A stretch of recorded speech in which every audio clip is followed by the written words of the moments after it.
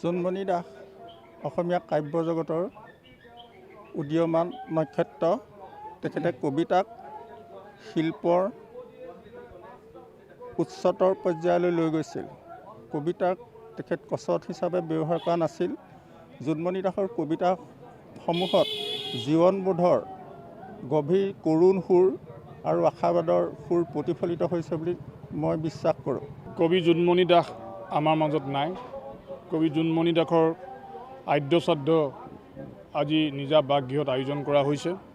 এই আদ্য শ্ৰাদ্ধৰ লগতে দিনাই আমাৰ শিৱসাগৰ জিলা কবি সন্মিলনৰ উদ্যোগত এখনি স্মৃতিচাৰণ সভা অনুষ্ঠিত হৈ গ'ল আৰু ইয়াতে এখনি স্মৃতি সংকলন জোনমণি দাসৰ কাব্য কীৰ্তিৰ ওপৰত, জোনমণি দাসৰ জীৱনৰ ওপৰত আলোকপাত কৰাকৈ এখনি স্বপ্ন সূৰ্য নামেৰে এখনি স্মৃতি সংকলন উন্মোচন কৰা হ'ল।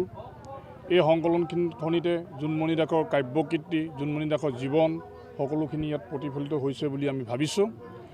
আৰু জোনমণি দাস আমাৰ মাজত নাই, এই কথাটো আমি শিৱসাগৰীয়া হিচাপে ভাবিয়ে দুখ লাগিছে।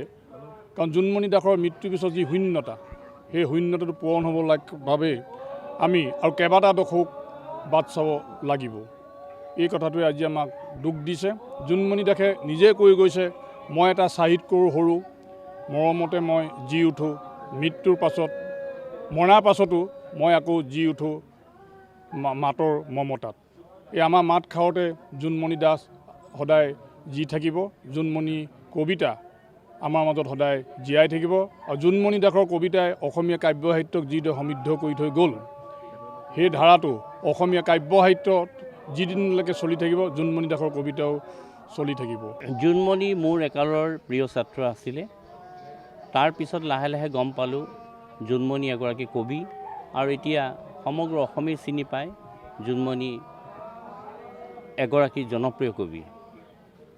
জোনমণিৰ কবিতাৰ বিষয়ে ক'বলৈ গ'লে ওৰ নপৰাকৈ কৈ থাকিব পাৰি। তেওঁৰ কবিতাই এটা নতুন বাগধাৰা সৃষ্টি কৰি থৈ গ'ল।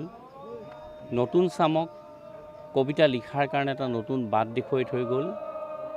জোনমণিৰ কবিতাৰ ভাষাই আমাক সদায় আপ্লুত কৰি ৰাখিব।